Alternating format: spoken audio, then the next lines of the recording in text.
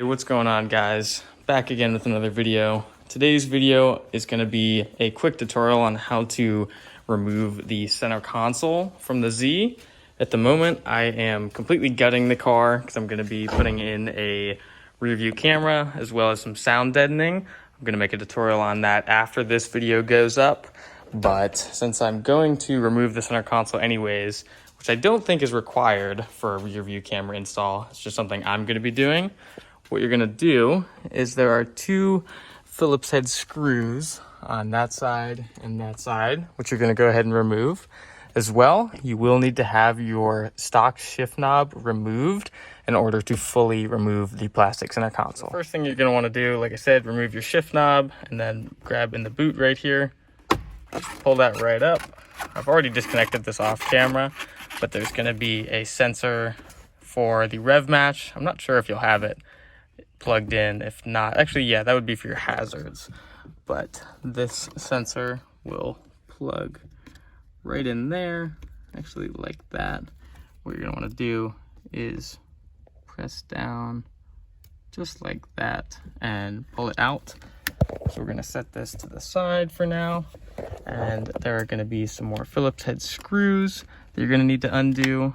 One right there, and you're also going to be taking off of both of these rubber like knee guards or whatever cushions, and those will be more Phillips heads. So to remove the knee cushions, what you're going to do is unscrew that screw right there, as well as this one, and then just it will pop right off, and then reverse it on the other side. All right, so I'm backtracking a bit right now because I kind of got in the rhythm and just forgot to record.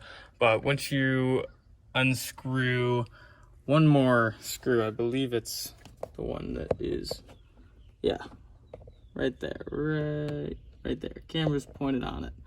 Once you unscrew those two on both sides, you're gonna be able to lift it up, just lift it right over the e-brake, and there will be some like T-clips that are plugged in here, which, since I said I already did a few of them, undid a few of them, I'm just gonna go ahead and flip this over to show y'all what I'm talking about. This right here is, I believe, one of the sensors for the key. It should be screwed in with two Phillips heads like that. I already undid those. This is for the cigarette lighter right there.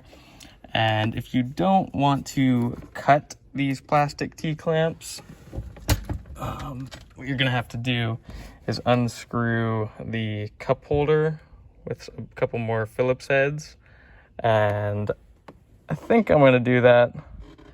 I'll update y'all in a second. Like I said, it's just Phillips heads, not a big deal, but I don't want to cut these T-clamps and risk cutting the wire. So now that I have those four screws out, you just have to yank this up, this little pop clip right there, and now you can flip this over and you'll have access to the T-clamp right there. I'm just going to pinch that with some pliers so I don't have to clip it. And then, like I said, this will be for the cigarette lighter. I'll show you how to disconnect that in a moment. Okay, so to disconnect the cigarette lighter, what you're going to do is pull these little plastic tabs to the side, and then there will be a push tab right here. You're going to push that down and just pull out. It feels like you're going to break it, but I'm telling you, you just got to yank it.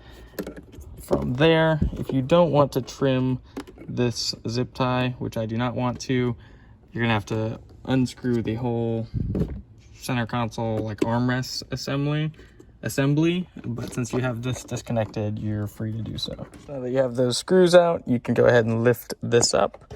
There is that T-clamp that I mentioned. Just go ahead and pry that out, and then the center console will be good to be pulled.